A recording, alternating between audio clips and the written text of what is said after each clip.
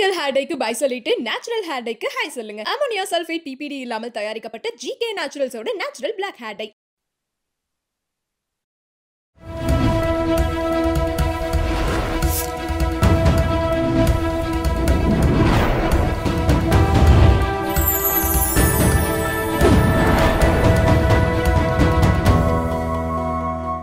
Channel 5 Tamil நேயர்களுக்கு வணக்கம். திருசக்தியாரின் கேள்வி பதில் நிகழ்ச்சியில் உங்கள் சந்திப்பதில் மகிழ்ச்சி அடைகிறேன். சார் ரெடியா இருக்காரு, வாங்க கேள்விகளை கேட்கலாம். சார் வணக்கம். வணக்கம், சொல்லுங்க. முதல் கேள்வி பன்ருட்டியிலிருந்து பாரிவேல் கேட்கிறார்.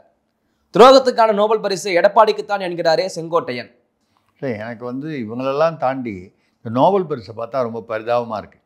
எந்த அளவுக்கு இறங்கி போச்சு பாருங்கள். நோபல் பரிசுங்கிறது சர்வதேச அளவில் ஒரு பரிசு, அமைதிக்கான பரிசு, மற்ற சில இதுக்கான அதாவது ஃபிசிக்ஸ், பௌதீகம், இந்த மாதிரி ஒரு கெமிஸ்ட்ரி, இந்த மாதிரி சப்ஜெக்டுக்கான அமைதிக்கான நோபல் பரிசு.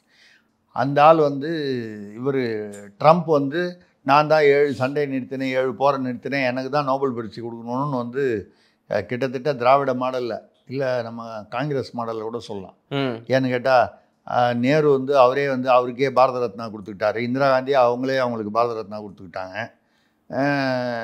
அந்த மாதிரி அவரே அவருக்கு விட்டா அவர் நோபல் பரிசு கொடுத்துருவார். ஆனால் நோபல் பரிசுன்றது வேற ஒரு கமிட்டி, அமெரிக்காவுக்கு சம்மந்தம் இல்லை அதில். ஸோ அந்த வகையில் துரோகத்திற்கு அவங்க ஏதோ சயின்ஸு, கெமிஸ்ட்ரி, அமைதி, இந்த மாதிரி பாசிட்டிவான விஷயங்களுக்கெல்லாம் நோபல் பரிசுன்னு, துரோகத்துக்கு ஒரு நோபல் பரிசா அதுக்கு ஒன்று வைக்கணும்னு, நோபலை இழிவுபடுத்துவது மட்டும் இல்லாமல் அப்படின்னு சொல்லி அவரை கேட்டால், எடப்பாடியை கேட்டால் செங்கோட்டையன் தான் துரோகன்றார். இவரை கேட்டால் அவர் செங்கோட்டையனை கேட்டால் அவர் வருஷத்துக்கு துரோகன்றாங்க. யாருக்கு யார் நம்ம இல்லை, நம்ம இன்னும் கொஞ்சம் யோசனை பண்ணால் ஜெயலலிதாவுக்கு யார் துரோகம் பண்ணது அப்படின்ற ஒரு கேள்விக்குறி அப்படியே நிற்கிது ரொம்ப வருஷம். ஆனால் அதுக்கு மட்டும் பதில் சொல்லவே மாட்டாங்க. அது யாரும் அதை பற்றி பேச மாட்டேன்றாங்க. ஜெயலலிதா அப்படி ஒரு என்ன சொல்கிறது, ஒரு துயரமான ஒரு முடிவுக்கு உள்ளானாங்களா, உள்ளாக்கப்பட்டார்களா தெரியாது, நமக்கு தெரியும். நம்ம தெரியாத விஷயத்தை நம்ம பேசக்கூடாது. ஆக அவர்களுடைய மரணத்தில் இன்னும் மர்மம் இருப்பதாக பலர் கருதுகிறார்கள். அப்போ அதுவே கேள்விக்குறியா இருக்கு. அப்போ ஜெயலலிதாவுக்கு யார் துரோகம் பண்ணது, யாரெல்லாம் துரோகம் பண்ணது அப்படின்னு ஒரு கணக்கு இருக்கு. ஒரே குட்டையில் உரிய மட்டைகள் அப்படியே தான் இருக்கலாம், நமக்கு தெரியல. ஸோ அப்போது இந்த துரோகம்ங்கிறது மாறி மாறி சொல்கிறாங்க இல்லையா? அப்படி பார்க்க போனால் இதிலேருந்து நீக்கப்பட்டவர்கள்லாம் பார்த்தீங்கன்னா திமுக அதான் இப்போ இவர் கூட சொல்லியிருக்காரு, அவர் பேர் என்ன, எடப்பாடி விலகியவர்கள் இல்லை, அவர்களெல்லாம் நீக்கப்பட்டவர்கள். அவங்களாம் எங்கே இருக்காங்க? செந்தில் பாலாஜி, சேகர் பாபு, ஏவாவேலு, KKSSR, ராஜகண்ணப்பன், அனிதா ராதாகிருஷ்ணன், வரிசையாக ஒரு 8 பேர் பாருங்கள், முத்துசாமி. இவங்க தான் உண்மையிலேயே இன்னைக்கு திமுகவில் ரொம்ப பவர்ஃபுல்லாக இருக்காங்க. ஏற்கனவே பல வருஷங்களாக திமுகவில் 40 வருஷம் 50 வருஷம் 60 வருஷமாக இருக்கிறவனெல்லாம் விட, அவங்கள அந்த தலைவர்களை விட இந்த அதிமுகலேருந்து வந்தாங்க பாருங்க, இவங்க தான் ரொம்ப பவர்ஃபுல் பாருங்க. டாஸ்மாக் செந்தில் பாலாஜி கொடுத்தாங்க, அதுக்கப்புறம் முத்துசாமி கொடுத்துருக்காங்க, எல்லாம் அதிமுக துறைகளெல்லாம் அவங்களுக்கு தான். இப்படி இருக்கு. அதனால ட்ரம்ப் எப்படி நோபல் பரிசு எனக்கு வேணும்னு அவராக சண்டை போடுறாரோ, கொடுக்கலன்னா ஆக்ஷன் எடுப்பேன்ற மாதிரி அளவுக்கு பேசுகிறார் அவர். துரோகத்திற்கு நோபல் பரிசு அப்படின்னு ஒன்று நோபல் பரிசை இப்படி அவமானப்படுத்துவதே எனக்கு மனசு ரொம்ப வேதனை. காரணம் ட்ரம்ப் அவர்கள். ஆமாம். Okay sir. அடுத்ததாக வேலூர்ல இருந்து முகமது யாசின் கேட்கிறாங்க. KN நேரு சக்கரபாணி கைதாக வாய்ப்புள்ளதா? திருசக்தியாரின் ஜோதிடம் என்ன சொல்கிறது? சோழியை உருட்டி பார்த்து சொல்லுங்க. சோழி இங்கே உருட்ட முடியாது, டெல்லியில் உருட்டினாதான் சரியா வரும். இடம் சரியில்லை, சென்னையில் உருட்டி பிரயோஜனம் இல்லை, டெல்லியில தான் உருட்டணும். அதை இல்லை, டெல்லின்னா நீங்கள் தப்பாக நினைக்கக்கூடாது, உச்சநீதிமன்றம் இருக்கிறதுனால நம்ம டெல்லின்னு சொல்கிறோம், அப்படி வச்சுங்க. சரி, ரைட்டு. என்னன்னால் கைதாவாரா அப்படின்னு சொன்னால் அதில் அவர் கைதாக வேண்டும் என்று யார் எதிர்பார்க்கிறார்கள்னா, எதிர்கட்சியை விட அவருடைய கட்சியை சேர்ந்தவர்கள் தான் அதிகமாக எதிர்பார்க்கிறார்கள் திமுகவிலேயே. பின்னா ஏன் சார்? அவங்க கட்சிக்கு நம்பிக்கை நாயகர்கள். எனக்கு பின்னால் 40 MLA இருக்கார் தலைவர்னு சொன்னாரா? ஆமாம். அங்கே 3 குரூப் இருக்கா திருச்சியில். 2வது குரூப் யார்? நம்ம கல்வி குடும்பத்துக்கு நெருக்கமானவரா? அவர் 3வது விட்டுருங்க, அவர் மிஸ்லேனியஸ், திருச்சிக்காரர் சிவா. அவர் மிஸ்லேனியஸ், அதாவது 3வது அணி. 3வது அணினா கொஞ்சம் சுவாரஸ்யம் கம்மி. அப்போ இந்த அணியில் இப்போ கூட அவருடைய பிறந்தநாள் போஸ்டர்லாம் ஒட்டியிருக்காங்க. எங்கே ஏதோ அவர் வந்து மீண்டு வருவார், அவர் இப்போ ஏதாவது ஒன்று அதுக்கு பதில் சொல்லணும்ல. அவர் அரசியல் வன்மம்னு எல்லாரும் சொல்கிறது தானே அவரும் சொல்லுவார். செந்தில் பாலாஜிக்கு ஒரு ரூலா, அவருக்கு ஒரு ரூலா, இது அரசியல் வன்மம் அப்படின்னு முதல்வரே பேசியிருக்காரு. எல்லாம் வழக்கமாக சொல்கிறாருன்னா டைலாக்லாம். அவருக்கு ஏதோ போஸ்டர் ஓட்டுதான் இருந்தாங்க, அந்த போஸ்டர்லாம் வந்து எடுத்துட்டாங்க, போனாங்க வந்தாங்க. அதே மாதிரி அதிமுக ஆஃபீஸில் வந்து 25 லட்சம் இன்ட்டு 2538 போட்டு பெருசாக போஸ்டர் ஓட்டினாங்க. போலீஸ்காரங்க போய் எடுக்கணும்னு சொல்லி கேட்டபோது அவங்க வந்து எடுக்க முடியாது, நீங்கள் வேணால் வழக்கு போட்டுங்கன்னாங்க. இதுவே செந்தில் பாலாஜிக்காக இருந்தால் போலீஸ் உள்ளே பூந்து அதை நீக்கிவிட்டு தான் மறுவேளை பார்த்துருக்கோம். கேஎன் நேரு என்பதாலோ என்னவோ நமக்கு தெரியாதுங்க ஐயா. நம்ம இந்த நாரதர் வேலைலாம் நமக்கு தெரியாதுங்க. ஆனால் சரி பரவாயில்லன்னு போயிட்டாங்க. இப்போ புரியுதா? கேஎன் நேருவை வீழ்த்துவதற்கு வெளியில் உள்ள எதிரிகளை விட உள்ளே இருக்கும் எதிரிகள் இன்னும் வந்து ஆர்வமாக இருக்கிறார்கள். அந்த செய்தி உண்மைதான். நேரு அவர்களுக்கு சொந்த கட்சியிலேயே முக்கியமான குடும்பத்திலிருந்து முக்கியமானவர்களிடமிருந்து முக்கிய எதிர்ப்பு வருது, பெரிய எதிர்ப்பு. அப்போ சந்தேகம் எப்படி வருதுன்னா, இதற்கான தகவல்களே ஒரு உங்களுக்கு தெரியும். ஒரு பீரியடில் வந்து மாப்பிள்ளை என்னெல்லாம் வந்து குடும்பத்தில், மாப்பிள்ளைன்னு சொல்லும்போது குடும்பம் இருந்தால் தானே மாப்பிள்ளை வரும். ஆமாம். எங்கெல்லாம் வந்து சேர்த்துருக்காங்க, யார் பேரில் சேர்த்துருக்காங்க, பையன் மாப்பிள்ளை, இது எல்லாத்தையும் வந்து இந்த குடும்பம் வந்து எவ்வளோ சம்பாதிச்சுதுன்னு தலைமை குடும்பத்தை பற்றி ஏதுனவர் ஒருத்தர் 2 எழுத்து இனிஷியல் 2 எழுத்து பேர் உள்ளவர். அதுக்கப்புறம் தான் அவர் குடும்பத்திலேருந்து ஒருத்தர் வந்து மந்திரியாக வேண்டிய ஒரு கட்டாயம் வந்தது. அங்கே மத்திய அரசுக்கு இல்லை இடிக்கோ இல்லை அந்த சிபிஐக்கோ வந்து தகவல்களை கொடுத்தது வந்து உள்ளே இருந்து தான், திமுகக்குள்ளே இருந்து தான். சரிங்களா? அப்படி இருக்கும்போது யாரோ ஒரு கிங்கு, அவர் ஒரு கிங்கு மாதிரி தானே, டெல்லியில் ஒரு பெரிய கிங்கு மாதிரி இருந்தாங்க. உடனே நீங்கள் கிங்குன்னா உடனே அவர் அந்த பேரில் ஏதாவது வச்சுருக்காரு அப்படிலாம் யோசனை பண்ணக்கூடாது. ரைட். இல்லை, அந்த மாதிரி உள்ளுக்குள்ளே இருந்தே தான் வந்து கேஎன்ஆருக்கு எதிராக.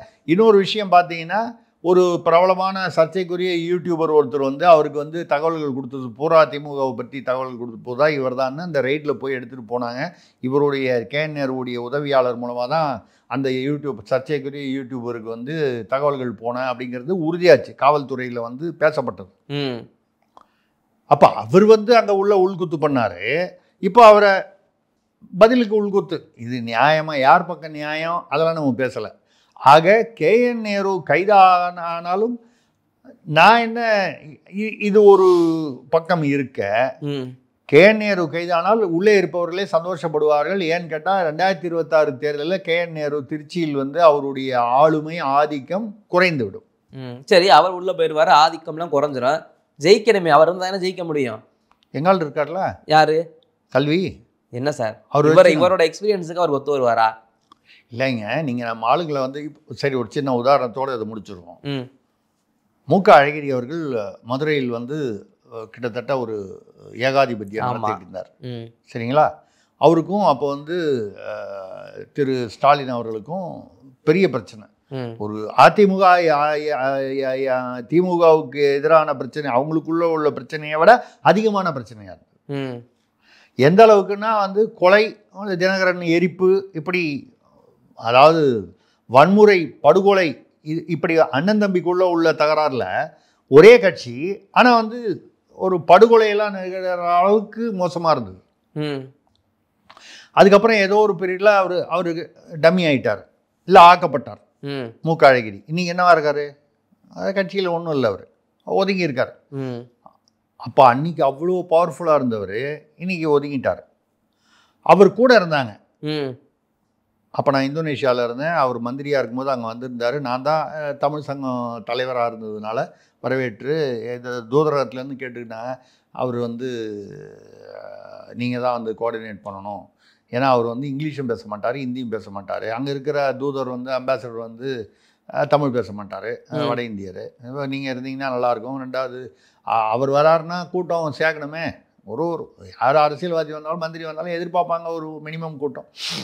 நம்ம தமிழர் என்ற முறையில் எந்த கட்சி சார்பு இல்லாமல் அவரோடு யாரெல்லாம் வந்து வந்தார்கள்னு எனக்கு ஞாபகம் இருக்குது. அவங்க எல்லாரும் இன்னைக்கு ஸ்டாலின் பக்கம் தான் இருக்காங்க எல்லாருமே. ஒருத்தர் வந்து என்கவுண்டர்லையோ இல்லை ஏதோ ஒரு படுகொலையிலையோ அவர் இறந்துட்டார் ஒருத்தர், பொட்டு சுரேஷ். அது தவிர பாக்கி இருந்தவங்க யார்? இந்த மன்னன், தளபதி, நான் ஓப்பனாக சொல்கிறேன், போஸ், இந்த மாதிரி தான் இருந்தாங்க. இல்லை மன்னன் தளபதியெலாம் அரசியலில் தொடர்ந்து இருக்காங்க. போஸ் இருக்காரா இல்லையா, எங்கே இருக்காரு தெரியல எனக்கு. மன்னன் தளபதியெலாம் வந்து அவர் பக்கம் இருந்தாங்கல்ல, இப்போ எங்கே இருக்காங்க? ஸ்டாலின் வந்துட்டாங்க. அப்போது அரசியலில் வந்து எந்த பக்கம் பலமாக இருக்கோ அந்த பக்கம் இருப்பாங்க. இந்த பக்கம் பலவீனமாகுதுன்னா ஆட்டோமேட்டிக்காக ஆப்போசிட் சைடு கூட போவாங்க. இதில் ஒன்றும் இல்லை. வைகோ வரலாம், வெளிக்கட்சியாக இருந்து திமுகவுக்கு எதிராக கட்சி ஆரம்பித்த வைகோவே வந்து என் கலரையில் கூட கூட்டணி சேர மாட்டேன்னு சொன்னார். 2009 திருமாவளவன் வந்து திமுகவோட செத்தாலும் கூட்டணி வைக்க மாட்டேன்னு சொன்னார். கமலஹாசன் வந்து 2021 திமுகவை கலைஞரை அவமானப்படுத்த வேண்டும் என்றால் மு.க. ஸ்டாலின் என்று சொன்னாலே போதும்னு சொன்னார். இன்னைக்கு வந்து உலகத்திலேயே சிறந்த முதல்வர்னு சொல்லலையா? வெக்கமான ரோஷம்லாம் பார்த்தா அரசியல் இருக்க முடியுமா? அப்போ நீங்கள் சொல்கிறது வந்து எத்தனைக்கு எத்தனை சித்தனை வருவான், அது மாதிரி தான் நேரு விஷயத்தில். அவ்வளவு சிம்பிள். அதே தான் வந்து நேரு விஷயத்தில் அவர் வந்து கைது ஆகலாம், ஆவாரான்னு நம்ம ஜோசியம் சொல்ல முடியாது. ஏன்னா ஆனால் என்ன, ஏதோ ஒரு மாதத்தில் அது செலவு செய்து நேரத்தை வழக்கறிஞர்களுக்கு செலவு செய்து அவர் வந்து வெளியில் வந்துட போகிறாரு. சக்கரபாணியும் நம்ம கேட்டிருக்கோம். ஆமாம், சக்கரபாணி அது அந்த 165 கோடி ஊழல்னு சொல்லி அந்த இது நெல் கொள்முதல் வந்து, ஆனால் நேரு அளவுக்கு அவர் பேர் வெளியே வரல சார், பெருசாக பேசப்படலை. இல்லை அது அந்த இவருடைய சீனியாரிட்டி அனுபவம் என்ன, ஒரு ஊழலாக இருந்தாலும் இந்த ஊழல் செய்யறதுலேயும் ஒரு ஆளுமை வேணும்ல. அதுலயுமா 2538 பேர்கிட்ட வந்து வாங்கியிருக்காங்க, 25 லட்சமும் 30 லட்சம் வாங்கியிருக்காங்க, போறாங்க வந்தாங்கன்னா அந்த ஆளுமை, அது ஒரு அமைப்பு. அவர் சக்கரபாணி எப்படிங்க, அது வந்து நம்ம எதிர்பார்க்கக்கூடாது. அவருக்கு ஈடு இணையா வர மாட்டார். சீனியாரிட்டிக்கு மரியாதை கொடுக்கணுன்றது நீங்க புரிஞ்சுங்க தயவு பண்ணி. அது அவர் என்ன பண்ணாரு, 186 ரூபா வந்து கொடுத்துட்டு 598 ரூபா கொடுத்ததா கணக்காயிட்டாங்க. 186 ரூபா தான் கொடுக்கணும் ஒரு லாரிக்கு, ஒரு மூட்டைக்கு, ஏதோ ஒரு கணக்கு, ஒரு மூட்டைக்குன்னு நினைக்கிறேன். அதான் 598. ஆக 186 மிச்சம் கிட்டத்தட்ட 400 ரூபாய்க்கு மேலே லஞ்சம். அந்த விவசாயிக்கு போகிறது 186, விவசாயி இல்லை, லாரி டிரான்ஸ்போர்ட் வச்சுருக்கவனுக்கு. ஆனால் 598 ரூபாய்க்கு கணக்கு. ஸோ இந்த பிரச்சனையில் 165 கோடின்னு சொல்கிறாங்க ஒரு கணக்கு, இது போயிருக்கு. இது வந்து அந்த லாரியில் வர்றதை வந்து கான்ட்ராக்டில் விட்டுறாங்க. நமக்கு தான் கான்ட்ராக்ட்னா பிடிக்கும்ல. ஆமாம். இப்போ தூய்மை பணியாளருக்கு கான்ட்ராக்ட் விட்டாங்க, ராம்கே நிறுவனம், ராம்கியா அது ஒன்று. ஆமாம். அப்புறம் வந்து அந்த தூய்மை பணியாளர்கள்லாம் காலை உணவு போடுறேன்னாங்க. அப்புறம் வந்து 3 வேளை உணவு போடுறேன்னாங்க. அந்த தனியாரில் இருக்கானா அரசு, இதெல்லாம் ஒன்றும் தெளிவில்லை, எல்லாருக்கும் போடுறான்ட்டாங்க. சரி ரைட்டு, போடுறவங்க சாப்பிட்டு போகிறாங்க. நீங்கள் என்ன பண்ணுவீங்க, இந்த தூய்மை பணி இன்னும் தொடர்ந்து போராடிக்கிட்டு இருக்காங்க, உண்ணாவிரதெல்லாம் இருக்காங்க. ஆமாம். நேற்று கூட ஏதோ ஒரு பகுதியாக இருக்குது, முன்னால் மொத்தமாக இருந்தாங்க சென்னையில், இப்போ வந்து அந்தந்த மாவட்டத்தில் இருக்காங்க. இன்னும் அவங்களுக்கு பிரச்சனை சால்வ் ஆகலை. ஆனால் அவங்களுக்கு உணவு போடுறாங்க பாருங்கள். நீங்கள் இப்போ என்ன வேணால் போராடுங்க, உண்ணாவிரதம் இருங்க, உயிரை விடுங்க, நாங்கள் கருவமே கண்ணாயினார். என்ன அவங்களுக்கு சாப்பாடு போடுறேன்னு சொன்னோம்ல, இந்த சாப்பாடு போடுறோம் பாருங்க, அதை ஒரு கம்பெனிக்கு, தனியார் கம்பெனிக்கு கான்ட்ராக்ட், அதுவும் தனியாருக்கு போட்டாச்சு. என்னமோ ஒரு ஃபுட் ஸ்விங், அந்த ஃபுட் ஸ்விங்குக்கு வந்துச்சு. ஆமாம், அந்த ஃபுட் ஸ்விங்குக்கு கொடுத்தாச்சு. நாங்கள் பாருங்கள், ஒரு தப்பு பண்ணுறோம், அது ஒரு கான்ட்ராக்ட் கொடுத்து தப்பு பண்ணுறோம், அந்த தப்பை சரி செய்யறதுக்காக ஒரு பெரிய மக்களுக்கு ஒரு பரிகாரம், ஒரு ஏதோ நிவாரணம் மாதிரி, நான் நிவாரணம்னு சொன்னேன், நீங்கள் உடனே அதை தனியாக ஏதாவது நீங்கள், ஏன்னா நீங்கள் எடிட்டிங் பண்ணும்போது ஜாக்கிரதையாக பண்ணுங்க. நிவாரணம்ங்கிறது ஒரே வார்த்தை. ஆமாம், நீங்கள் நிவாரணம் இல்லை, நான் நிவாரணம் தான். சரி, நிவாரணம் இல்லை, நீங்கள் தயவு பண்ணி, ஏன்னா சில சமயத்தில் அந்த மாதிரி எழுத்து இருக்காது சார், நாளைக்கு நம்மளை தப்பாக நினைப்பாங்க. இல்லையா, நமக்குன்னு ஒரு இது இருக்குது, நம்மளை தப்பாக நினைக்கக்கூடாது. நிவாரணம்ங்கிறது ஒரே வார்த்தை, நிவாரணம் அப்படின்னு எழுதிடக்கூடாது, ஸ்பேஸ் விடாமல் கரெக்டாக போடுங்க. ஓகே. ஸோ அந்த நிவாரணம் பண்ணுறதுல அதில் ஒரு கான்ட்ராக்ட். இப்போ கான்ட்ராக்டில் தப்பு பண்ணுறாங்க, அந்த தப்பை சரி பண்ணுறதுக்காக ஒரு பண்ணுற மாதிரி பண்ணுறாங்க பாருங்க, அதில் இன்னொரு தப்பு பண்ணுவாங்க. அதாவது நீங்கள் பணம் கொடுத்தீங்கன்னா அசல் தனி, வட்டி தனி இல்லை. ஆமாம். அந்த மாதிரி முதல்ல அசல், அந்த அசலை வந்து அது அது சரியாக இல்லை அப்படின்றதுக்காக ஒரு பரிகாரம், அதுக்கு ஒரு சொல்யூஷன், தீர்வு கொடுக்குறாங்க. இல்லை அது சரி செய்வதற்காக ஒரு பண்ணுறாங்கன்னு வச்சுப்போம். அதில் ஒரு கான்ட்ராக்ட், அதில் ஒரு தப்பு. தப்புக்கு தீர்வு இன்னொரு தப்பு அப்படிங்கிறது திராவிடத்தில் மட்டும்தான் வரும். அடுத்ததாக திருப்பூர்லேருந்து தியாகராஜன் கேட்கிறார், சங்க காலத்தில் ஏரி குளம் நிறைந்தால் கொண்டாட்டம் என்கிறாரே காங்கிரஸ் தலைவர் செல்வ பெருந்தகை, ஏன் இதை இப்படி சொல்கிறாரு? இல்லை அவர் பேசியிருக்காரு, சங்க காலத்துலலாம் அதை பெருசாக கொண்டாடுவாங்க, அதெல்லாம் ரைட்டு, உண்மைதான் அது. இப்போ வந்து ஏரி குளம் தான் நம்ம தான் வந்து ரியல் எஸ்டேட்டுக்கெல்லாம் விற்றுட்டுமே. பெரும்பாக்கம் சதுப்பு நிலத்தையே நம்ம விற்று பிரிகேடு குரூப்புக்கு விற்று அது சந்தி சிரிக்குது. அதில் வந்து 3-4 துறைகள் அதில் சிக்கலில் வந்திருக்கு. கேட்டால் வந்து சிஎம்டி அப்ரூவ் பண்ணிச்சு, என்ஓசி இல்லாமையே பண்ணிட்டாங்க. ஏ ரிஜிஸ்டர்னால் அதில் இதெல்லாம் இருக்கும், 100 வருஷத்துக்கு முன்னால் யார் பேரில் இருந்ததுன்றது தான் ஏ ரிஜிஸ்ட்ரு. இந்த ஏ ரிஜிஸ்ட்ரு வேணும்னு வருவாய்த்துறை கேட்டுட்டு நாசுக்காக கம்னு இருந்துருச்சு. இவங்க வந்து ஏ ரிஜிஸ்டரை வந்து கொடுக்காமையே இங்கே வந்து பண்ணும்போது, அதாவது நான் என் வரைக்கும் பார்த்துட்டு நான் விட்டுருவேன், நீ அப்புறம் பண்ணு, நான் கண்டுக்க மாட்டேன். வருவாய்த்துறை, சுற்றுச்சூழல் துறை, வனத்துறை எல்லாம் வருது, அதில் 3-4 துறை மாட்டுது. இப்போ அது பெரிய அந்த அறப்போர் இயக்கம்லாம் அதை பெருசு பண்ணி அந்த பெரும்பாக்கம் பள்ளிக்கரணை ஏற்கனவே இந்த பூர்வங்கரால் என்ன ஆச்சு பார்த்தீங்களா, வெள்ளம் போன தடவை வெள்ளம் வந்தபோது கார்லாம் வந்து மிதந்துச்சு உள்ளுக்குள்ளே. ஏன்னு கேட்டால் நீங்கள் ஏரி குளத்தில் வந்து பண்ணது தான். இப்போ சதுப்பு நிலத்திலேயே பண்ணிட்டீங்க. இப்போ சதுப்பு நிலம் வந்து எதுக்காக சதுப்பு நிலத்தில் கட்டக்கூடாது, மார்ஷ் லேண்ட்ஸுன்னு, அது வந்து நீர்நிலைக்கான இயற்கையாக வந்து ஒதுக்கப்பட்ட நிலம். ராம்சார் அறிக்கைன்னு ஒரு அறிக்கை இருக்குது, மத்திய அரசுடைய அறிக்கை. அதோடைய இது பிரகாரம் அதில் வரக்கூடியதை வந்து 2000 கோடினா 200 கோடி ரூபா லஞ்சம் பரிமாறப்பட்டதாக சொல்கிறாங்க. இருக்கலாம், சகாயமாக இருக்குது, 10% தான். பாருங்கள், நாங்கள் எங்களுடைய நல்லாட்சியில் வந்து கமிஷனை கூட வந்து அமௌண்ட்டு ஏறும்போது நாங்கள் பாருங்கள் எப்படி அட்ஜஸ்ட் பண்ணி கம்மியாக வாங்கிக்கிறோம் பாருங்கள். அதனால் வந்து அப்படி வந்து நீர்நிலைகள் நிரம்பினால் கொண்டாட்டம்னா, எல்லாத்தையும் தான் ரியல் எஸ்டேட் ஆகிட்டீங்களா. இப்போ பூர்வங்கரால் வந்து இந்த கார்லாம் மிதந்துச்சு இல்லை பள்ளிக்கரணையில் போன வெள்ளத்தில், அப்போ எல்லாரும் அந்த மக்கள்லாம் கொண்டாட்டம். ஜனவரியாக பார்த்துட்டு கார் மிதக்குதே, வழக்கமாக படகு தானே தண்ணியில் போகும், இப்போ காரே தண்ணியில் அப்படியே படகு மாதிரி போகுது. இப்படி ஏதாவது பேசுறதுல அர்த்தம் இருக்கா? பேசுகிற மாதிரி தெரியல, புலம்புற மாதிரிலாம் தெரியுது. அதுதான் வந்து அவர் இல்லைங்க, இதை வந்து அவர் டைவெர்ட் பண்ணதுக்காக முதல்ல வந்து ஏதோ ஒரு கோவத்தில் சொல்லிட்டாரு, அவர் கூப்பிடலன்னு சொல்லி ஒரு அயோக்கியன்னு சொல்லிட்டாரு. நம்ம கூட சொல்லலாம், ஒரு மரியாதையாக அயோக்கியர்னு சொல்லலாம்.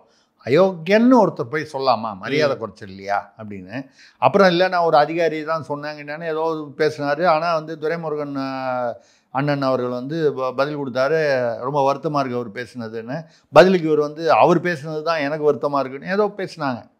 இதெல்லாம் ரைட்டு. என்னென்னா இப்போ என்ன ஒரு சிச்சுவேஷனில் இருக்குன்னா, காங்கிரஸ் வந்து தாவேகாவுடன் கூட்டணி பேசி கொண்டிருக்கிறது என்பது அங்கங்கே கசியும் தகவல். இப்போது ரமேஷ் சென்னிதாலா அவர் கூட வந்துட்டு போனார், ஏதோ தேசிய இதில் இருக்கார். அதுக்கப்புறம் இந்த கிரீஷ் சோடங்கர் கூப்பிட்டு பேசியிருக்காரு டெல்லியில். இவங்கெல்லாம் யாரை கூப்பிட்டு பேசுகிறாங்க, மாணிக் தாக்கூர், ராஜேஷ்குமார், அப்புறம் வந்து KS அழகிரி, இவங்கெல்லாம் கூப்பிட்டு பேசுகிறாங்க. செல்வ பெருந்தகையும் கூப்பிட்டு பேசுகிறாங்க, இல்லைன்னு சொல்ல. ஆனால் செல்வ பெருந்தகை திமுக ஆதரவில் இருக்கார். எதனால் இருக்காருலாம் நீங்கள் கேட்டக்கூடாது, இருக்கார். அவர் தன்னுடைய கரங்கள் வலிமையாக இருக்கணுங்கிறதுக்காக இருக்கார், இந்த ஆர்ம் ஸ்ட்ராங்காக இருக்கணுன்றதுனால இருக்கார். அதனால் வந்து மற்றவங்கெல்லாம் வந்து இல்லை நம்ம கேட்குற சீட்டு கொடுக்கலான்னா நம்ம வெளியே போயிடணும், நம்ம பலத்தை காட்டணும்னு.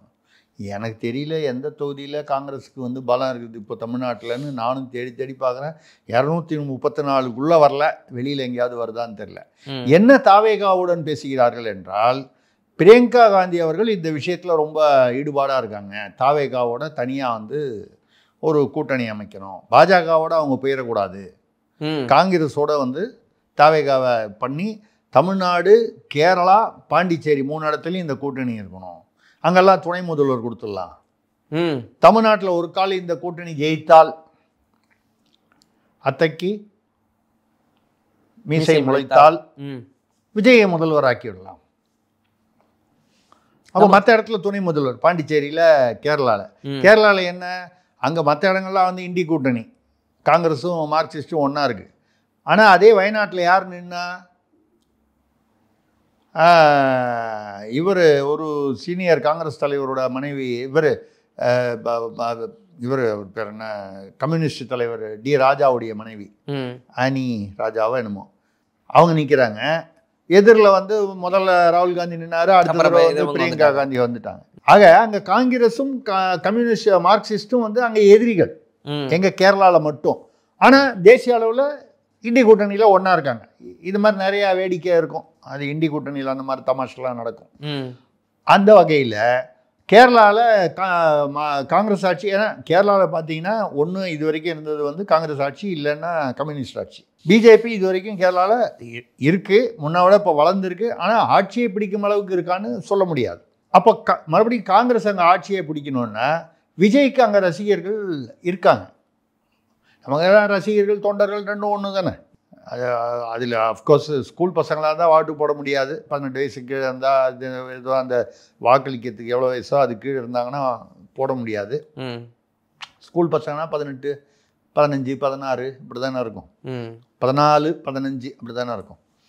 இல்லை எதா நான் சொல்கிறேன்னா, இப்போ இந்த 3 மாநிலங்கள்லேயும் ஒரு யூனியன் டெரிட்டரி சேர்த்து இங்கே வந்து காங்கிரஸோடு தாவேகா பேச்சுவார்த்தைகள் நடந்து கொண்டிருக்கிறது. இந்த மாதிரி நடக்கும்போது காங்கிரஸ் வெளியே போகுதுன்னால் செல்வ பெருந்தகை நிச்சயமாக காங்கிரஸ் தலைவராக இருக்க மாட்டார் 2026 தேர்தலில். இதனால் வந்து தாவேகா வந்து தமிழ்நாட்டில் வந்து ஜெயிச்சிருமா, விஜய் முதல்வர் ஆகிடுவாரா, இப்போலாம் நீங்கள் எனக்கு கேள்வி கேட்கக்கூடாது. எல்லாருக்கும் ஆசை இருக்குது. ஆசை வந்து யாரும் படக்கூடாதுன்னு நம்ம சொல்லலாம். எல்லாரும் ஆசைப்படலாம். ரெண்டாவது ஏதோ ஒரு முயற்சி செஞ்சாதானே அடுத்த தேர்தலில் கொஞ்சம் இதை விட வந்து ஸ்ட்ராங்காக வரலாம். இப்போ விஜய் கூட பரவாயில்ல, முன்னைக்கு இப்போ வந்து இந்த கரூர் சம்பவத்துக்கு பிறகு கொஞ்சம் அதையெல்லாம் உணர்ந்து ஒரு 28 பேர் கொண்ட ஒரு நிர்வாக குழு வச்சுருக்காரு.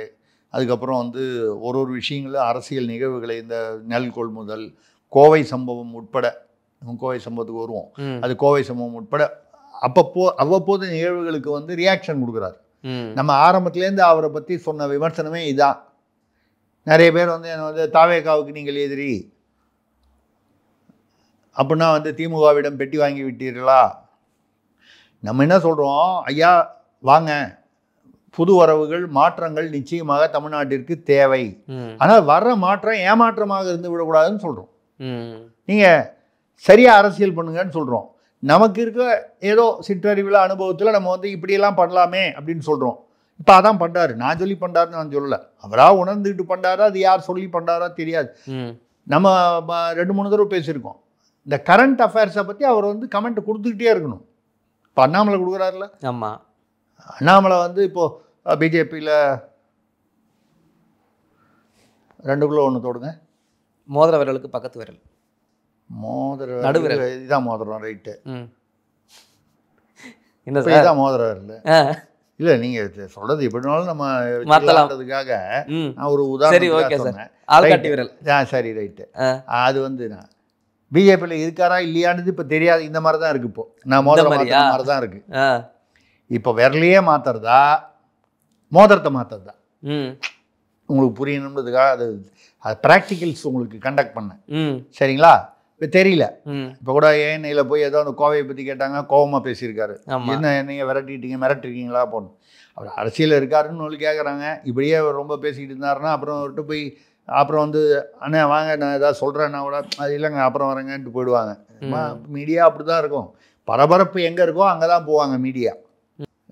அந்த வகையில் இப்போது அண்ணாமலை பரபரப்பு ஏன் வந்து அது அண்ணாமலைக்கு எப்படி வந்து அந்த ஈர்ப்பு வந்தது? அவர் தினம் வந்து ஏதோ ஒரு ஹாட் சப்ஜெக்டை வந்து பேசிக்கிட்டு இருந்தார். ஊழல் எதிர்ப்போ மற்ற விஷயங்களோ சமுதாயத்தில் நடப்பதோ. அது மாதிரி விஜய் பேசலை அப்படிங்கிறது தான் நம்ம வந்து குறைபாடாகவும் விமர்சனமாகவும் சொன்னோம். இப்போ பேச ஆரம்பிச்சிருக்காரு. ஆரம்பிச்சதுனால வந்து இவர் அப்படி முதல்வர் ஆகிடுவார் அப்படிலாம் நம்ம வந்து எந்த பில்டப் யாருக்கும் நம்ம வந்து எந்த கட்சி சார்பாகவும் நான் வந்து எந்த காலத்திலையும் எந்த கட்சி சார்பாகவும் இல்லை, பாஜக உட்பட விமர்சனங்களுக்கு வந்து நான் வந்து உள்ளாக்கி இருக்கிறேன். எங்கே அந்த இடத்துல அவசியமோ அந்த இடத்துல அந்த மாதிரி. ஏன்னா திடீர்னு நம்மளை சங்கின்னு சொல்லுவான், திடீர்னு திமுகவில் பெட்டி வாங்கினேம்மா, திடீர்னு சீமானோட சொம்புன்னுவான், ஆளுக்கு ஒன்று சொல்லுவான். நமக்கே நம்ம யாருன்னு தெரியாத நம்மளை கிட்டத்தட்ட நம்மளை கமலஹாசன் மாதிரி ஆக்கிடுவாங்க. அவர் பேசுகிறத பார்த்தா அவர் யார், அவர் என்ன சொல்கிறாருன்னு அவருக்கே புரியாத மாதிரி. அந்த வகையில் செல்வ பெருந்தகை வந்து அநேகமாக மாற்றப்படுவார் என்று ஒரு இது தெரியுது. அந்த குழப்ப தலைவரிலும் மாற்றம், கூட்டணியிலும் மாற்றம்.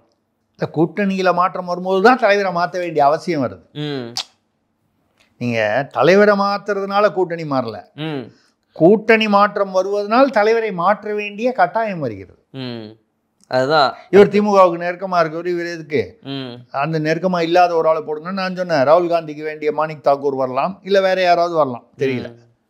யாராவது ஒருத்தர் வருவார். இந்த வகையில் தான் இருக்குது. இப்போ செல்வ பெருந்தகை இந்த மாதிரி திடீர்னு சங்க காலம் அப்படி இப்படி பேச வேண்டியது தான். அவர் மாற்றிட்டாங்கன்னா இதுக்கப்புறம் நம்ம தொல்பொருள் ஆராய்ச்சியில் ஈடுபடலாம். அவர் அடுத்ததாக தச்சூர்லேருந்து மீனாட்சி சுந்தரம் கேட்கிறார். குரங்கு கையில் பூமாலை போல எடப்பாடி கையில் அதிமுக என்கிறாரே டிடிவி தினகரன். இல்லை, அவர் குரங்கு கையில் பூமாலைன்னு ஏதோ சொல்கிறாரு, ரைட்டு. எடப்பாடியை போய் குரங்குன்னு சொல்லுது, இது நான் ஏற்றுக்கொள்ளலை. ஒரு முன்னாள் முதலமைச்சர். ஆமாம், ஏதாவது ஒரு கட்சியோட தலைவர். சும்மா ஒரு உதாரணத்துக்காக சொன்னார்னோன்னா எடுத்துக்கலாம். அது வந்து அவரை குரங்குன்னு ஏதோ அவமானப்படுத்தினாரு. நம்ம அவருடைய அர்த்தம் குரங்கில் எப்படி பூமாலை கிடச்சுன்னா பிச்சு போட்டுருமோ அது மாதிரி அதிமுக பிச்சு போட்டுட்டு இருக்காரு அப்படின்னு சொல்றாரு. பிச்சு போட்டதுல அதெல்லாம் வந்து பூக்களா இல்லை வெறும் சருகுகளா நார்களா அப்படிங்கிறதெல்லாம் தேர்தலில் தான் தெரியும். ஆமாம்.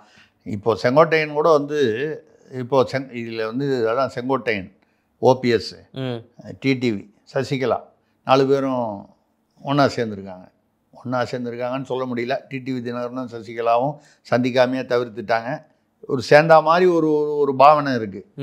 பட்டு 4 பேரும் சேர்ந்து என்ன இவங்களுக்கு என்ன கட்சி, எந்த இயக்கம்? ஓபிஎஸ்க்கு எந்த கட்சி? அவர் இல்லை, கட்சி இல்லை. சசிகலாவுக்கு கட்சி இல்லை, டிடிவிக்கு இருக்கு. செங்கோட்டையனுக்கு கட்சி இல்லை. நான் சட்டபூர்வமாக எதிர்கொள்வேன்கிறாரு. அப்புறம் ஒன்று முக்கியமான ஒரு விஷயம் சொல்லியிருக்காரு, அதை நீங்கள் கவனிக்கணும். நீதி கேட்டு சுற்றுப்பயணம் போகிறேன்னு சொல்லியிருக்காரு. இவருமா? செங்கோட்டையன். என்னை பொறுத்தவரை மிகவும் மிகவும் ஒரு ஆரோக்கியமான விஷயம் அது. இந்த வயசுக்கு நம்ம வாக்கிங் போகிறது நல்லது இல்லையா? சுற்றுப்பயணம் போனால் வாக்கிங் போனோம்ல. வைகோ போனாரா? அது மாதிரி எல்லாரும் போயிருக்காரு. ராகுல் காந்தி போனார், எல்லாரும் போகிறாங்க, பாஜக உட்பட எல்லாரும். அப்பப்போ ஏதோ ஒரு நீண்ட நெடும் பயணம் அது இதுன்னு ஏதோ ஒரு பயணம் போவாங்க. ஒரு 1 கிலோமீட்டர் 2 கிலோமீட்டர் நடப்பாங்க, அப்புறம் வண்டியில் ஏறி போய்டும். ஏதோ ஒன்று அவங்களால முடிஞ்சது பண்ணாங்க. வாக்கிங் போகிறது நல்லதுங்க. இந்த வயசுக்கு நமக்கு வந்து வாக்கிங் போனால் சுகரு கம்மியாகும்னு சொல்கிறாங்க. இப்போ தான் இது சொல்லும்போது எனக்கு ஒரு செய்தி ஒன்று வாட்ஸ்அப்பில் படித்தேன். ஒரு 70 வயசு பெரியவர் வந்து சுகரை கம்மி பண்ணணும்னு டாக்டர் சொல்லி வாக்கிங் போயிருக்காரு. அப்போ ஒரு 19 வயசு பொண்ணை வாக்கிங்கில் பார்த்து அவங்களுக்குள்ள காதல் மலர்ந்து கல்யாணம் பண்ணிக்கிட்டாரு. நல்லா இருக்கே. நல்லா இருக்கா? நான் இது வரைக்கும் வாக்கிங் போகலாமா வேணாமான்னு போகலாம் இருந்தேன். இங்கே நாளையிலேருந்து போகலான்னு முடிவு பண்ணிட்டேன். Super sir. என்னன்னா இதில் ஒரு பெரிய தத்துவமே வந்திருக்குங்க. சுகருக்காக வாக்கிங் போய் ஃபிகர் கிடைக்குது பாருங்க. Sugar figure. அப்போ நான் செங்கோட்டையனை வந்து மனசில் வச்சுட்டு சொல்லலைங்க, நான் பொதுவாக சொன்னேங்க வாக்கிங் போகிறத பற்றி. அவருடைய வயது என்னை விட மூத்தவராக இருப்பார். யார்? அண்ணன் செங்கோட்டையன். 70 வயசுக்கு மேலே இருக்கும் அவருக்கு. அவர் வந்து வாக்கிங் போகிறது நல்லது தானே? நல்லது தான். அவரும் வந்து சுகருக்காகவும் போகலாம், ஃபிகருக்காகவும் போகலாம். தப்பாக நினைக்காதீங்க. நான் ஃபிகர்னு சொல்லி நான் ஏதோ செங்கோட்டையன் சார் தப்பாக சொல்கிறேன். தேர்தலில் வாக்கு வங்கிங்கிறது ஃபிகர் தானே? ஆமாம், எண்ணிக்கை தானே. இப்போ சொல்கிறாங்க 8%, 7%, 17%, 35%. அது ஃபிகரா இல்லையா? அந்த ஃபிகரை நம்ம சொல்கிறோம். அதனால் வாக்கிங் போகிறது நல்லது தான். அந்த மாதிரி வந்து டிடிவி அவரும் சேர்ந்து வாக்கிங் போனால், டிடிவிக்கு வயசு அவ்வளோ இல்லைன்னா கூட வாக்கிங் போகிற வயசு இருக்குல்ல அவருக்கு. வாக்கிங் போகக்கூடிய வயசு தானே. அவரும் ஃபிகரை எதிர்பார்க்கலாம். வாக்கு வங்கி ஃபிகர் ஒரு ஃபிகராக இருந்தால் என்ன, 2 ஃபிகராக இருந்தால் 3 ஃபிகராக இருந்தால் என்ன? ஆமாம். ஸோ அதனால் வந்து வாக்கு வங்கியை மனதில் வைத்து அதிமுக வாக்குகளை, இரட்டை இலைக்கான வாக்குகளை, எம்ஜிஆருக்கான வாக்குகளை, ஜெயலலிதாவுக்கான வாக்குகளை அவர்கள் மனதில் வைத்து செய்கிறார்கள். குரங்கு கையில் பூமாலைன்னு சொன்னது ஒரு உதாரணத்துக்காக தான் சொன்னார். நீங்கள் மக்கள் உங்களுக்கு பூமாலை போடுகிறார்களா இல்லை உங்களை என்னவென்று நினைக்கிறார்கள் என்பது தேர்தலில் தெரிந்துவிடும். Okay sir. அடுத்ததாக திருச்சியிலிருந்து லலிதா சபேசன் கேட்கிறாங்க. திமுகவில் பூத் டிஜிட்டல் முகவர் பதவிகளை இளைஞர் அணி நியமிக்கிறதாமே. நான் முன்னாலேயே சொல்லும்போது யாரும் நம்பலை. அங்கே 3 லிஸ்ட்டு ப்ரிப்பேர் ஆகுது. 4 வந்தாலும் லிஸ்ட்டு வந்து ஆச்சரியப்படுறது இல்லைன்னு நான் பேசியிருக்கேன். அப்போ சொல்லும்போது இந்த ஆள் வந்து அப்போ வந்து என்ன திமுகலேருந்து பெட்டி வாங்குறேன்னு சொல்ல மாட்டாங்க. ம். அப்போ வேற எங்கேருந்தோ பெட்டி வருதுன்னு சொல்லுவாங்க. பரவாயில்ல சார், தமிழ்நாட்டில் இருக்க எல்லா கட்சிக்கிட்டையும் பெட்டி வாங்குறீங்க போல. எல்லா எங்கள் வீட்டில் பாருங்க பெட்டி நிறைய எல்லாம் பெட்டி இருக்கு. இல்லை இந்த பெட்டியெல்லாம் நான் வந்து செகண்ட் ஹேண்டில் விற்றாலே எனக்கு வந்து கோடிக்கணக்கில் காசு வரும். அவ்வளோ பெட்டிகள், அவ்வளோ பெட்டிகள் வருது. அது விட்ருங்க, அது ஏன் சும்மா இருக்கிறவனை வந்து ஏற்றி விடுற மாதிரி பேத்துற மாதிரி. இந்த என்னன்னால் அது என்ன கேட்டீங்க, அந்த பூத் கமிட்டி டிஜிட்டல் முகவர்கள், பூத் கமிட்டிக்குன்னு முகவர் வந்து திமுக தலைவர் வந்து ஸ்டாலின் தான். முடிவு யார் எடுக்கிறாங்க நம்ம அதை பற்றி பேசலை நம்ம. ஆனால் அந்த முடிவில் கையொப்பமிடுறவர் வந்து ஸ்டாலின். அதான் நம்ம நல்லா தெளிவாக நமக்கு தெரிஞ்ச விஷயம். அதை கையெழுத்து யார் சொல்லி அவர் போட்டாருங்கிறது, ஒருத்தர் கிச்சன் வாங்க, ஒருத்தர் வந்து பிஎம் வாங்க, ஒருத்தர் வந்து ஏசி யூசின்னு ஏதோ பேர்லாம் சொல்லுவாங்க, பையன் சொல்லுவார், மாப்பிள்ளை சொல்கிறாரு, இது எவ்வளோ விஷயங்கள் இருக்கும். ஆனால் வந்து கையெழுத்து அவர் தான் போடும். மாப்பிள்ளை அவர் தான், சட்டை தான் வேற யாருதோ தெரியல நமக்கு, ஆனால் மாப்பிள்ளை அவர் தான். அப்போ அந்த கையெழுத்து போடுறாரு அப்படின்னு சொன்னால் முகவர்னு ஒருத்தரை பண்ணார். அது மாவட்ட செயலாளர்கள்லாம் வந்து பண்ணுறாங்க. இது வரும்போது என்ன வருது, அநேகமாக யார் மாவட்ட செயலாளராக இருக்காங்க, எல்லாரும் சீனியர். ஆமாம், மந்திரிங்க, இப்போ உள்ள மூத்த மந்திரிகள், இல்லை மந்திரிகளுக்கு வேண்டிய அந்த மாதிரி ஒட்டி இருக்கக்கூடியவர்கள். இவங்க லிஸ்ட்டு தான் பூத் கமிட்டி முகவர்கள், பூத் ஏஜென்ட். இப்போ இளைஞர் அணிலேருந்து ஒரு தனி லிஸ்ட்டு, டிஜிட்டல் பூத் ஏஜென்ட். இது வேறு பூத் ஏஜென்ட், இது டிஜிட்டல் பூத் ஏஜென்ட். ஆமாம், இப்போ எல்லாமே டிஜிட்டல் தானே, வாக்கே வந்து டிஜிட்டல் தானே. ஆமாம், சும்மா நாங்கள் வந்து இந்த சார்னு சார் வந்து ஜனநாயக துரோகம், இது வந்து வஞ்சிக்கப்படுகிறார்கள் தமிழ்நாடு. நீங்கள் தானே கொஞ்ச நாள் முன்னால் அந்த இது சொன்னீங்க, எதிர்கட்சிகள் இண்டி கூட்டணி திமுக உட்பட இதில் வந்து இவிஎம் மிஷினில் கோல்மால் இருக்குது, எந்த பட்டனை தட்டினாலும் பிஜேபி ஓட்டு போயிடுது சொன்னீங்களா இல்லையா? ஆமாம். ஆனால் பதிலுக்கு அவங்க என்ன கேட்டாங்க, அப்போ கர்நாடகா, தெலுங்கானா, இமாச்சல் பிரதேஷில் எப்படி ஜெயிச்சிங்க? அப்படி தானே போயிருக்கணும், அங்கே எப்படி ஜெயிச்சிங்கன்னு கேட்டாங்க. அதுக்கு பதில் இல்லை. இவிஎம்மில் ஃப்ராடு நடக்குதுன்னு சொல்லி யாராவது வந்து ஹேக் பண்ண முடியும்னு ப்ரூவ் பண்ணுங்கன்னு சொல்லி, அதுக்கும் ஒன்றும் தேர்தல் ஆணையம் சொன்னது யாரும் போய் ப்ரூவ் பண்ணல. உச்சநீதிமன்றமும் இவிஎம்லாம் ஒன்றும் பிரச்சனை இல்லைன்னு சொல்லிடுச்சு. ஆனாலும் தொடர்ந்து வந்து நம்ம இந்த நீட் தேர்வு, கச்சத்தேர்வு, இந்த மாதிரி வழக்கமான சில இது மதுக்கடைகளை மூடுவோம், பூர்ண மதுவிலக்கு ஒரு நாள் கொண்டு வருவோம், படிப்படியாக மூடுவோம், இந்த மாதிரி வந்து வரிசையாக வந்து சொல்லும்போது அதில் வந்து இதையும் சொல்லியிருக்காங்க. என்ன தோணுது அப்படின்னா, நம்ம எதிர்பார்த்தது நடக்குது. திருசக்தியாரின் ஜோதிடம் ஒரு வகையில், ஏதோ ஒரு வகையில் நம்ம சொல்கிற மாதிரி தான் இல்லை, ஏதோ ஒரு வகையில் அது ஒரு ரூட்டில் பழிக்குது. 3 லிஸ்ட்டு 4 லிஸ்ட்டு வருதுன்னு நம்ம சொன்னோம், 3வது குறைஞ்சபட்சம் வருதுன்னு. மாப்பிள்ளை ஒன்று, பையன் ஒன்று, தலைவர் ஒன்று. இந்த தலைவர் வரும்போது அதில் கிச்சன் எவ்வளோ தூரம் வருது, ஏதோ ஒன்று. அப்போ 4ஆக கூட இருக்கலாம், 3ஆக கூட இருக்கலாம். இப்போது முகவர் ஒருத்தர் இருக்கார், டிஜிட்டல் முகவர் ஒருத்தர் இருக்கார். முகவர் யார்? சீனியர்களுடைய ஆள், மாவட்ட செயலாளர், மந்திரிகள், இவங்கெல்லாம் சொல்லி பரிந்துரை செய்து ஐயா ஸ்டாலின் அவர்கள் கொடுத்தார். உதயநிதி அடுத்த இளைஞர் அணியில் இருக்கக்கூடிய அன்பில் மற்றவர்கள், அந்த இளைஞர் அணி, அந்த உதயநிதிக்கு வேண்டியவர்கள், தம்பிகள், அருமையான பெயர்.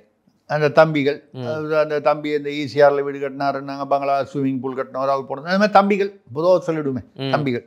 அப்போ அந்த தம்பிகள் இவங்கெல்லாம் வச்சு இவங்க ஒரு டீம் லிஸ்ட்டு, டிஜிட்டல் முகவர்.